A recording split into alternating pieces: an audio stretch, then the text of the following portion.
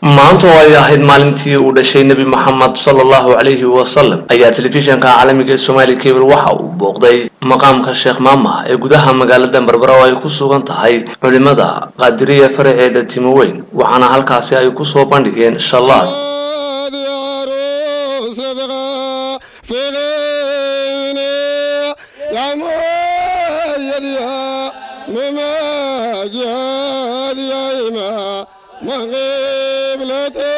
الصلاة عليك يا حبيب سلام عليك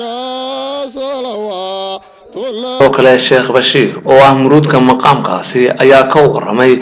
فإذا uu leedahay maalintan iyo xuska Nabi Muhammad sallallahu alayhi wa sallam waxaanu yiri maalinku dhashay baanu ku jirnaa 12 Rabiicul Awwal ayuu maalinka maanta joognaa marka waxaa inoo dhacayay mawlidka rasuulka calayhi salaatu wasalaam aad arkayseen oo la qaadayay inshaadkiisii oo aad fahmayseen iminka marka waxaanu ka hadlaynaa oo aynu yar raacinaynaa adiladii iyo baraahiintii caddaynaysay xujooyinkii sharciga mawlidka ka hadlayay mawlidku inuu sharci yahay dadka islaamka way qabaan islaamka mid Muhammadka marka maadaama ay suurtagal tahay dad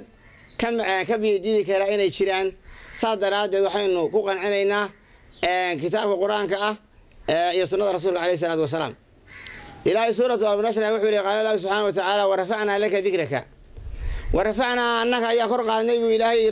subhanahu wa ta'ala soo rasuulullaahi Muhammad la hadlaya laka adiga waxaan kor kuugu qaadnay dhikraka xuskaaga xuska nabi Muhammad ilaahay baa leh eerkiisa u yimi waxay ahayd maalin dharaara oo asxaabtu ay fadhido meel maxfala oo xaflada sida xafladan maanta ihtifaalka oo kala la fadhiyay كلمة الاحتفال هذه في عربي سومالي اللي بدله وسويماتن محفلنا ومجمع وماشي لوكل مي إن قبشنا وحالي احتفال عم اجتماع وكلن أفصمالك مركب وكلن مركب مالين أعطوا لوكل مي أصحاب الرسول فربضان تهاي أي رسول عليه الصلاة والسلام وحاء الرمي عباس بن عبد الله وهذا له بلا وسيلة صوصعته عن خريم بن عوز رضي الله عنه خريم بن عوز وحال قال وحيد سمعت العباس بن عبد الله رضي الله يقول waxaan anigu dhageystay oo goobjoog ka caawiri rasuulka calayhi salaam oo Abbas la fadhiyo adeerkiis waa Abbas bin Abdalib oo leh yaa rasuul Allah ha inni uriidu an amtadaka waxaan doonayaa inaan ku ammaano ayaan doonayaa rasuul Allah faqala rasuulullah sallallahu alayhi wasallam wuxuu yiri qul la yafdal Allah faakam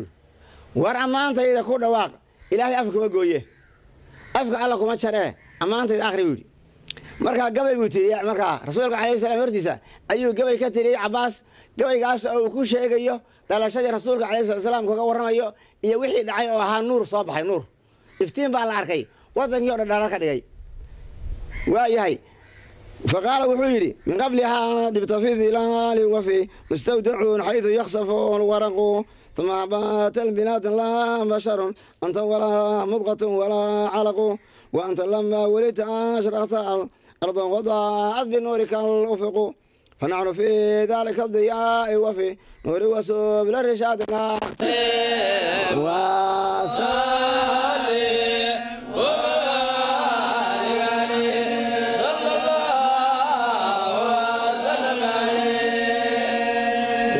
وعظم وكرم ومجد ورضي الله عن أصحاب رسول الله أجمعين. الفاتحة. وعبد الرشيد مبارك عبد الرشيد سو تلفزيون عالمي الصومالي كيبل مقالة بربراء.